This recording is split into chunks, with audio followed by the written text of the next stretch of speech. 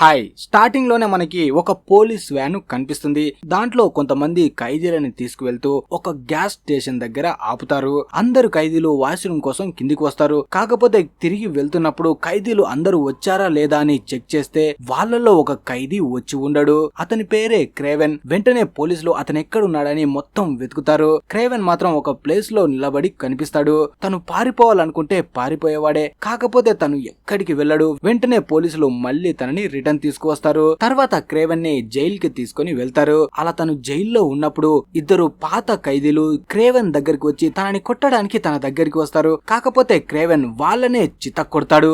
తర్వాత సిమోన్ క్రేవెన్ ని పిలిచి తనని తిడతాడు. నువ్వు ఇక్కడ ప్రాణాలతో ఉండాలి అంటే జాగ్రత్తగా ఉండాలి, ఎవరిని పడితే వాడిని కొడతాను అంటే నీ బొక్కలు చూర చూర చేస్తాము అని వార్నింగ్ ఇస్తాడు.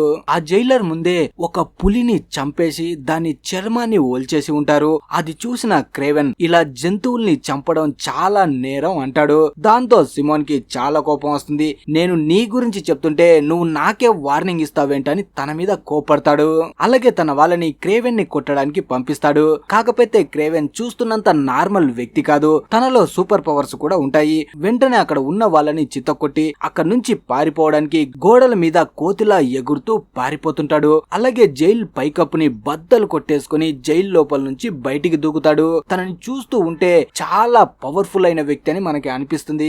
పోలీసులు తనని పట్టుకోవడం కోసం నాన్ స్టాప్ గా షూట్ చేస్తుంటారు. కాకపోతే మనోడి స్పీడ్ ఎంతలా ఉంటుంది అంటే ఒక్క బుల్లెట్ కూడా తనకి తగలదు. అలా జైల్ లోపల నుంచి బయటకి తప్పించుకొని రాగానే అక్కడ జైల్ బయట ఒక ప్లేన్ లో తన మనిషి వెయిట్ చేస్తూ ఉంటాడు. అలా క్రేవెన్ ఆ ప్లేన్ లోకి ఎక్కి అక్కడ నుంచి తప్పించుకుంటాడు. ఇప్పుడే మనకి తెలిసేది ఏంటంటే క్రేవెన్ నిజానికి ఖైదీ కాదు, తను సిమోన్ ని చంపడం కోసం ఖైదీ లాగా జైల్లోకి వస్తాడు. అలా లోపలికి వచ్చి సిమోన్ ని చంపేసి జైల్ నుంచి వెళ్లిపోతాడు.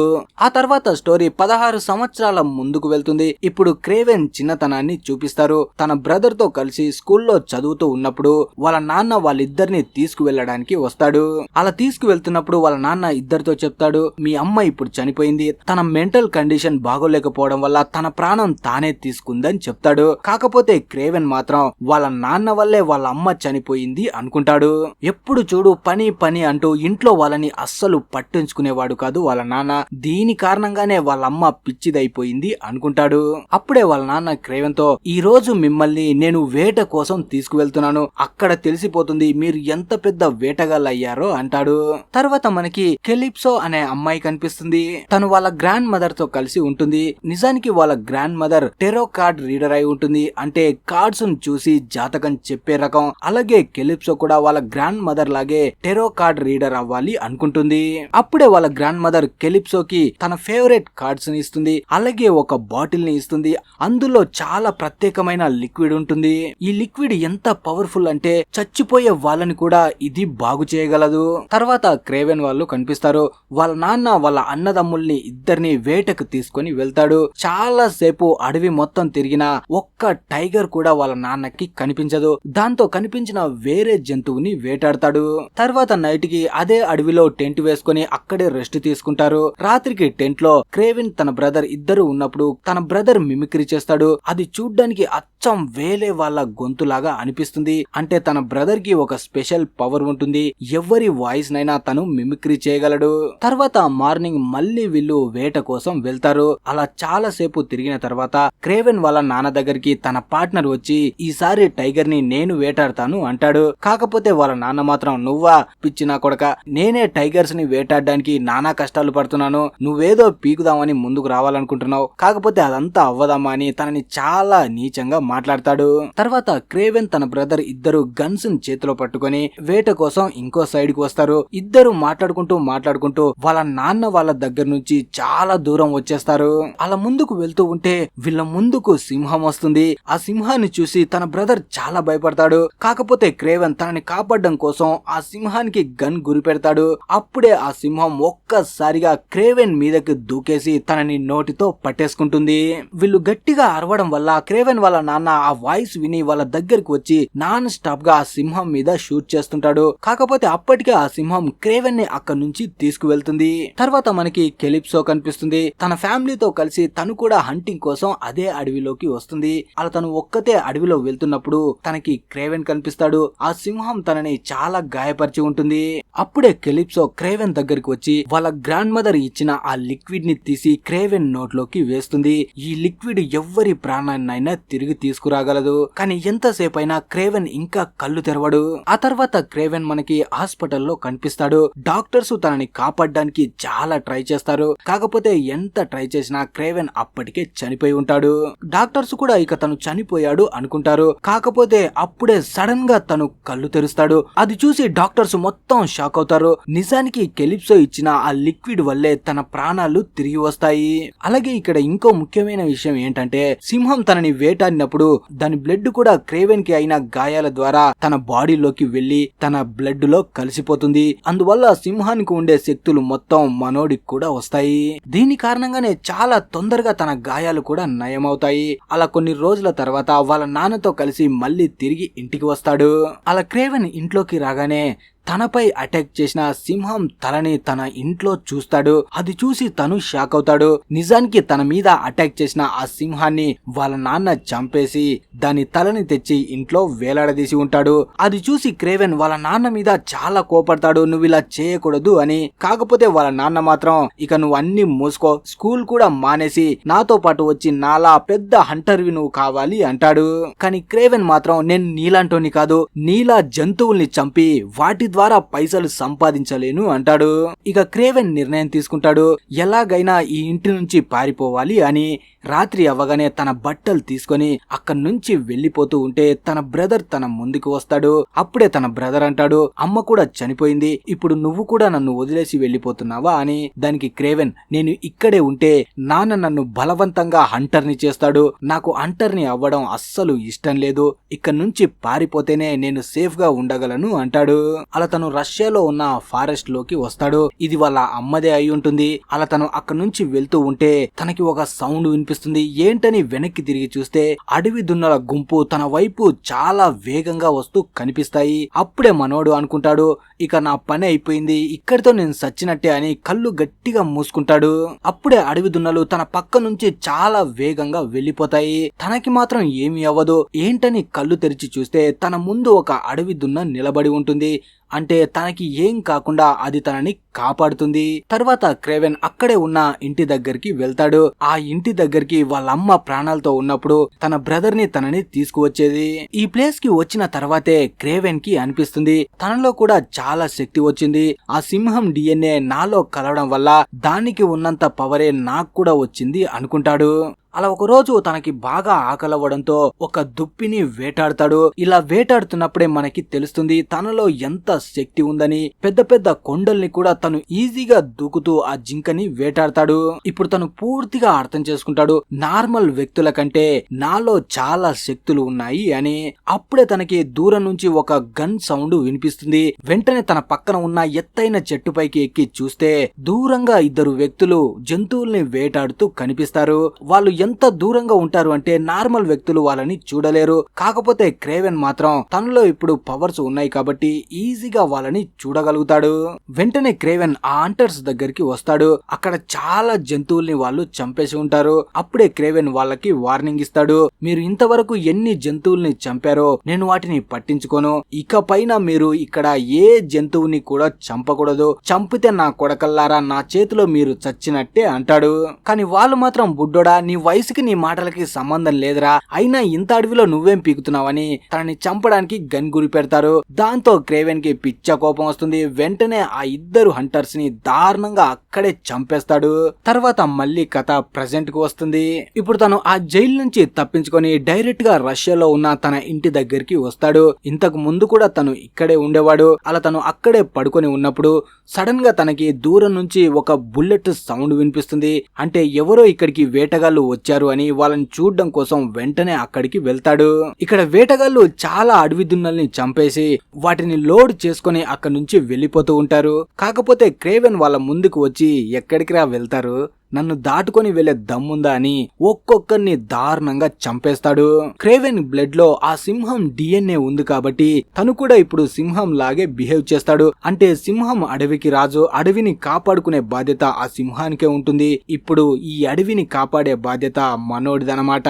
అక్కడే తనకి ఒక డైరీ దొరుకుతుంది. ఆ డైరీలో చాలా మంది హంటర్స్ కి సంబంధించిన డీటెయిల్స్ ఉంటాయి. దాంతో తను నిర్ణయం తీసుకుంటాడు హంటర్స్ అందరినీ చంపేయాలి అని. తర్వాత మనకి కెలిప్సో కనిపిస్తుంది. తను ఇప్పుడు ఒక పెద్ద లాయర్. అలాగే తను తన దోస్తు ఫ్యూనరల్ కి వెళ్తుంది. తన దోస్తుని సిమోన్ చంపేసి ఉంటాడు. అలా ఫ్యూనరల్ అయిపోయిన తర్వాత కెలిప్సో వెళ్తూ ఉంటే క్రేవెన్ తన దగ్గరికి వచ్చి తనని పరిచయం చేసుకుంటాడు. నేను నీకు గుర్తున్నానా, చిన్నప్పుడు నువ్వే నాకు ప్రాణం పోసావు అంటాడు. కెలిప్సో క్రేవెన్ కి ఆ లిక్విడ్ పోసినప్పుడు తన దగ్గర ఉన్న టెరో కార్డ్ ని అక్కడే పడేసి ఉంటుంది. ఆ టెరో కార్డ్ ద్వారా క్రేవెన్ తనని కనిపెట్టి ఇప్పుడు తన ముందుకి వస్తాడు. అలాగే కెలిప్సోతో అంటాడు, నీ దోస్తుని చంపిన ఆ సిమోన్ గాన్ని నేను జైల్లోకి వెళ్లి చంపేసి వచ్చాను అంటాడు. కాకపోతే కెలిప్సో మాత్రం తన మాటల్ని అస్సలు నమ్మదు. తర్వాత కెలిప్సో ఇంటికి వచ్చిన తర్వాత ఇంటర్నెట్ లో సెర్చ్ చేస్తే తనకి తెలుస్తుంది జైల్లోకి వెళ్లి హంటర్ అనే వ్యక్తి సిమోన్ ని చంపేశాడు అని. ఆ హంటర్ అనే వ్యక్తి చాలా పవర్ఫుల్, అలాగే చెడ్డ వాళ్ళని వేటాడుతూ ఉంటాడని న్యూస్ లో రాసి ఉంటారు. అదంతా చూసిన తర్వాత ఇప్పుడు క్రేవెన్ మాటల్ని నమ్ముతుంది కెలిప్సో. తర్వాత కెలిప్సో మళ్ళీ క్రేవెన్ ని కలవడానికి వెళ్తుంది. అప్పుడే క్రేవెన్ తనతో, నా దగ్గర ఒక డైరీ ఉంది. ఆ డైరీలో చాలా మంది పేర్లు ఉన్నాయి. వాళ్ళందరూ చెడ్డ నా కొడుకులు, జంతువుల్ని వేటాడుతుంటారు, మనుషుల్ని చంపుతుంటారు. వాళ్ళందరినీ నేను చంపాలనుకుంటున్నాను. ఇదంతా నీ దగ్గర ఎందుకు చెప్తున్నానంటే, నువ్వు ఇప్పుడు ఒక లాయర్. ఎవరెవరైతే పెద్ద పెద్ద తప్పులు చేసినా సరే శిక్ష పడకుండా తప్పించుకుంటున్నారో వాళ్ళ గురించి మొత్తం నాకు చెప్పు. నేను ఆ నా కొడుకులకి శిక్ష విధిస్తాను అంటాడు. తన మాటలు విన్న తర్వాత కెలిప్సో కూడా తను చెప్పినట్టే చేయడానికి ఒప్పుకుంటుంది. తర్వాత మనకి అల్కేషి అనే హంటర్ కనిపిస్తాడు. ఇంతకు ముందు క్రేవెన్ వాళ్ళ నాన్నతో పార్ట్నర్ గా పనిచేసేవాడు. కాకపోతే క్రేవెన్ వాళ్ళ నాన్న తనని అవమానించి తనని దూరంగా పంపించేస్తాడు. అప్పుడే అల్కేషి పక్కన ఉన్న తన మనిషి తనతో చెప్తాడు, హంటర్ అనే ఒకడు మొత్తం వేటగాళ్ళని చంపుతున్నాడంట, మనం కొంచెం జాగ్రత్తగా ఉండాలి అంటాడు. కానీ అల్కేషి మాత్రం వాడేదో చిన్న చిన్న వాళ్ళని చంపుతున్నాడేమో, నన్ను చంపేంత ధైర్యం వాడికి లేదు అంటాడు. తర్వాత తను కొంతమంది గ్యాంగ్స్ ని కలవడానికి వెళ్తాడు. ఈ మొత్తం గ్యాంగ్ కి సిమోన్ లీడర్ గా ఉండేవాడు. కాకపోతే ఇప్పుడు సిమోన్ చనిపోయాడు కాబట్టి వాళ్ళందరూ పని లేకుండా అయిపోయారు. అందుకే అల్కేషి అక్కడికి వచ్చి, మీ బాస్ ఇప్పుడు ఎలాగో చనిపోయాడు, మీరు ఇప్పుడు నాతో కలిసి పని చేయండి అంటాడు. కాకపోతే దానికి కొంతమంది ఒప్పుకుంటారు, కొంతమంది ఒప్పుకోరు. అలాగే కొంతమంది అల్కేషిని షూట్ కూడా చేస్తారు. కాకపోతే మనోడికి ఏమీ అవ్వదు. అలాగే తన స్నైపర్ దూరంగా దాక్కొని ఎవరెవరైతే తనకి ఎదురు తిరిగారో వాళ్ళందరినీ దూరం నుంచే చంపేస్తాడు. తర్వాత క్రేవెన్ తన ఇంటి దగ్గరికి వెళ్తాడు. ఈ రోజు తన బ్రదర్ బర్త్డే కాబట్టి బర్త్డేని సెలబ్రేట్ చేసుకోవడానికి అలా అందరూ కలిసి హ్యాపీగా ఉన్నప్పుడు వాళ్ళ నాన్న క్రేవెన్ తో అంటాడు, నువ్వు తిరిగి ఇంటికి వచ్చేసేయ్, నా బిజినెస్ మొత్తం నువ్వే చూసుకోవాలి అని. క్రేవెన్ మాత్రం దానికి ఒప్పుకోడు. అలా అందరూ డ్రింక్ చేసి పడుకుంటారు. కొంతసేపటి తర్వాత క్రేవెన్ తన బ్రదర్ ని చూడ్డానికి రూమ్ లోకి వెళ్తే అక్కడ తన బ్రదర్ కనిపించాడు. చాలా బ్లడ్ అక్కడే పడి ఉంటుంది. వెంటనే తను బయటికి వచ్చి చూస్తే కొంతమంది తన బ్రదర్ ని బంధించి అక్కడి నుంచి తీసుకువెళ్తూ ఉంటారు. వెంటనే క్రేవెన్ వాళ్ళని పట్టుకోవడానికి వెంట పడతాడు.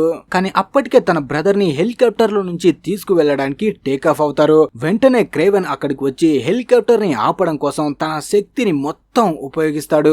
చివరికి హెలికాప్టర్ లో తన బ్రదర్ ని అక్కడి నుంచి తీసుకువెళ్లిపోతారు. తర్వాత క్రేవెన్ వాళ్ళ నాన్న దగ్గరికి వస్తాడు. అప్పుడే తనకి తెలుస్తుంది తమ్ముణ్ణి తీసుకెళ్లిన వాళ్ళలో ఒక టర్కిష్ వాడు కూడా ఉన్నాడు. ఆ నా కొడుకులు ఇప్పుడు 20 మిలియన్స్ ఇస్తేనే తన బ్రదర్ ని వదులుతారని చెప్పి ఉంటారు. వెంటనే వాళ్ళ నాన్న దగ్గర ఇదే విషయాన్ని చెప్తాడు, నాకు 20 మిలియన్స్ కావాలి. కానీ వాళ్ళ నాన్న మాత్రం, నేను ఎవడికో బెదిరుకొని ఆ పైసల్ని ఇవ్వను, చస్తే ఒక కొడుకు పోయాడు అనుకుంటాను అంటాడు.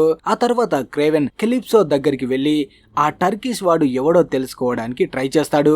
అలా తనతో మాట్లాడిన తర్వాత తను ఒకడి గురించి ఇన్ఫర్మేషన్ ఇస్తుంది. వెంటనే క్రేవెన్ వాడి దగ్గరికి వెళ్తే అక్కడ చాలా మంది తనకి సెక్యూరిటీగా ఉంటారు. అలా అందరూ క్రేవెన్ మీద షూట్ చేస్తూ ఉంటే అలా అందరిని చంపుతూ ఆ టర్కిష్ వాడి దగ్గరికి వెళ్లి వాడిని పట్టుకొని తన బ్రదర్ గురించి అడుగుతాడు. ఆ టర్కిష్ వాడు, నీ బ్రదర్ ఇప్పుడు అల్కేషి దగ్గర ఉన్నాడు, కానీ నువ్వు వెళ్లే లోపు వాడు చచ్చినా చచ్చిపోవచ్చు అంటాడు. అప్పుడే క్రేవెన్ వాడిని కిందకి తోసి చంపేస్తాడు.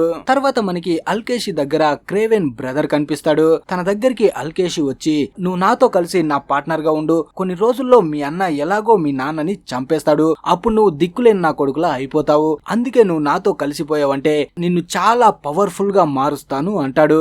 కానీ తన బ్రదర్ మాత్రం ఆలోచనలో పడిపోతాడు. తర్వాత క్రేవెన్ కెలిప్సోని తీసుకొని తను ఉండే ఆ ఫారెస్ట్ లోకి వస్తాడు. గత 16 సంవత్సరాల నుంచి తను ఇక్కడే జీవితాన్ని గడుపుతున్నాడు. అలాగే అక్కడ తను చాలా రకరకాల వెపన్స్ ను కూడా తయారు చేసి ఉంటాడు. వాటన్నిటిని కెలిప్సో చూస్తుంది. ఇప్పుడు క్రేవెన్ ఎలాగైనా అల్కేషిని చంపేసి తన బ్రదర్ ని కాపాడాలి అనుకుంటాడు. తర్వాత అల్కేషి తన బ్రదర్ ని తీసుకొని క్రేవెన్ ఉండే ప్లేస్ కి వస్తాడు. నిజానికి తన బ్రదరే క్రేవెన్ ఎక్కడుంటాడో అన్ని విషయాలు చెప్పేసి ఉంటాడు. అందుకే తన మొత్తం సైన్యాన్ని వేసుకొని క్రేవెన్ ని చంపడం కోసం అల్కేషి అక్కడికి వస్తాడు. కాకపోతే ఈ అడవిలో క్రేవెన్ ఒక్కడే కాదు, అడవిలో ఉన్న ప్రతి జంతువు క్రేవెన్ కి హెల్ప్ చేయడానికి ట్రై చేస్తాయి. అలా అక్కడ ఉన్న ఒక్కొక్కడిపై ఒక్కొక్క జంతువు అటాక్ చేసి చంపేస్తాయి. అలాగే అల్కేషి దగ్గర ఒక ప్రత్యేకమైన వ్యక్తి ఉంటాడు. వాడు ఎవడైనా ఎంతటి వారినైనా తన కంట్రోల్లోకి తెచ్చుకునే శక్తి ఉంటుంది. అలా వాడు క్రేవెన్ ని కూడా తన కంట్రోల్లోకి తెచ్చుకోవడానికి ట్రై చేస్తాడు. కాకపోతే కెలిప్సో అక్కడికి వచ్చి వాడిని షూట్ చేసి చంపేస్తుంది. కొంతసేపటికి క్రేవెన్ మళ్ళీ నార్మల్ అవుతాడు. ఇక్కడ అల్కేషి తన సైన్యాన్ని తీసుకొని క్రేవెన్ ఉండే ప్లేస్ కి వస్తాడు. ఎందుకంటే ఇంతకు ముందే తన మనుషుల్ని క్రేవెన్ ఉండే ప్లేస్ కి పంపించాడు కాబట్టి తను వచ్చేలోపు క్రేవెన్ ని చంపేసి ఉంటారు అనుకుంటాడు. కానీ తను వెళ్తున్నప్పుడే ఒక అడవి దున్నల గుంపు వాళ్ళ మీదికి వస్తున్నట్టు అనిపిస్తుంది. వెంటనే తను తన అసలు శక్తిని బయటికి తీస్తాడు. అల్కేషి కాస్త రైనోగా మారతాడు. నిజానికి తనలో కూడా రైనో పవర్ ఉంటుంది. తన పవర్ ముందు ఎవ్వరూ తట్టుకోలేరు. అప్పుడే క్రేవెన్ అక్కడికి వస్తాడు. అలా క్రేవెన్ కి రైనోకి మధ్య అదిరిపోయే ఫైట్ స్టార్ట్ అవుతుంది. ఇద్దరు నువ్వా నేనా అన్నట్టు ఫైట్ చేసుకుంటారు. కాకపోతే ఇక్కడ రైనోగా మారిన అల్కేషికి ఒక వీక్నెస్ ఉంటుంది. తనకి ఈ పవర్స్ మొత్తం ఒక సిరం ద్వారా వచ్చేసి ఉంటాయి. ఇప్పుడు క్రేవెన్ కి తను ఆ సిరం ని ఎక్కడి నుంచి ఇంజెక్ట్ చేసుకుంటున్నాడో తెలిసిపోతుంది. వెంటనే ఆ ప్లేస్ లో నాన్ స్టాప్ గా అటాక్ చేస్తాడు. దాంతో అల్కేషి అక్కడే చనిపోతాడు. అప్పుడే వెనక నుంచి గన్ తీసుకొని క్రేవెన్ బ్రదర్ వచ్చి తనని షూట్ చేయడానికి ట్రై చేస్తాడు. కానీ క్రేవెన్ మాత్రం నువ్వు నన్ను చంపకూడదు, నేను నీ అన్నని అంటాడు. తర్వాత క్రేవెన్ వాళ్ళ నాన్న కనిపిస్తాడు. అప్పుడే క్రేవెన్ తన దగ్గరికి వచ్చి తనతో మాట్లాడతాడు. మీరు ఇప్పటి వరకు చాలా జంతువుల్ని చంపేశారు. అలాగే నేను ఎవరెవరైతే వేటగాళ్ళు ఉన్నారో వాళ్ళందరినీ దాదాపు చంపేశాను. ఇక నా లిస్ట్ లో మీ పేరు కూడా ఉంది. అందుకే ఇక నుంచి మీరు ఈ వేటాడడం ఆపేసి పీస్ఫుల్ గా రెస్ట్ తీసుకోండి అంటాడు. కానీ వాళ్ళ నాన్న మాత్రం నేను ఒక వేటగాడిని, చిన్నప్పటి నుంచి వేటాడుతూనే పెరిగాను, నేను వేటగాడిలానే చావాలనుకుంటున్నాను, కావాలంటే నువ్వు నన్ను చంపేసుకో అంటాడు. దాంతో ఏమీ మాట్లాడకుండా క్రేవెన్ అక్కడి నుంచి వెళ్లిపోగానే ఒక ఎలుగుబంటి అక్కడికి వచ్చి క్రేవెన్ వాళ్ళ నాన్న మీద అటాక్ చేసి దారుణంగా చంపేస్తుంది. నిజానికి క్రేవెన్ చెప్పడం వల్లే ఆ ఎలుగుబంటి వాళ్ళ నాన్న మీద అటాక్ చేసి ఉంటుంది. క్రేవెన్ అడవిలో ఉన్న ప్రతి జంతువుని కంట్రోల్ చేయగలడు. అలా ఒక సంవత్సరం గడిచిపోతుంది. మళ్ళీ క్రేవెన్ తన బ్రదర్ బర్త్డే కోసం తనని కలవడానికి వెళ్తాడు. అలాగే తన బ్రదర్ తో మాట్లాడుతూ నువ్వు నా తమ్ముడిగా పుట్టినందుకు నేను చాలా గర్వపడుతున్నాను. మన నాన్న కంటిన్యూ చేసిన ఆ హంటింగ్ పనిని నువ్వు ముందుకు తీసుకెళ్లకుండా వదిలేశావు, దానికి నేను చాలా సంతోషిస్తున్నాను అంటాడు. కానీ తన బ్రదర్ మాత్రం నువ్వు తప్పుగా అర్థం చేసుకుంటున్నావు బ్రదర్, నేను మన ఇంటి వృత్తిని ఎలా వదిలేస్తాను, నేను అదే పనిని చేస్తున్నాను, కాకపోతే ఇక నుంచి నువ్వు నా దారికి అడ్డు రాకు అంటాడు. దాంతో క్రేవెన్ అక్కడ నుంచి వెళ్లిపోతూ ఉంటే మనోడు సడన్ గా తన రూపుని మార్చుకొని క్రేవెన్ లాగా మారిపోతాడు. నిజానికి ఎవరైతే రైనోకి ఆ పవర్స్ ఇచ్చారో అదే డాక్టర్ సేమ్ పవర్స్ ని తన బ్రదర్ కూడా ఇచ్చి ఉంటాడు.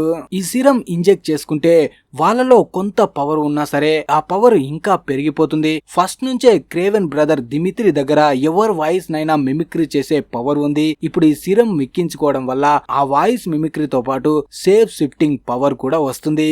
ఇప్పుడు క్రేవెన్ కి కొత్త సమస్య వచ్చింది. ఆ సమస్య ఏదో కాదు, తను ఎంతగానో ఇష్టపడ్డ తన బ్రదరే ఎవరైతే ఈ సిరం ని ఇంజెక్ట్ చేసుకున్నారో వాళ్ళ లోపల ఉన్న అసలు రూపాన్ని ఈ సిరం బయట పెడుతుంది. అంటే చిన్నప్పటి నుంచి వాడు ఇంతే క్రూరంగా ఉండేవాడు, కాకపోతే వాడిలో శక్తి లేదు కాబట్టి అణిగి మణిగి ఉండేవాడనమాట. అలా క్రేవెన్ ఇప్పుడు తన బ్రదర్ ని ఎలా ఎదుర్కొంటాడో చూడాలి. అలా ఈ మూవీ ముగుస్తుంది. మరి ఈ మూవీ మీకు ఎలా అనిపించింది అనేది కింద కామెంట్ చేసి చెప్పండి. అలాగే వీడియో నచ్చితే లైక్, షేర్, సబ్స్క్రైబ్ తప్పకుండా చేయండి. Thanks for watching.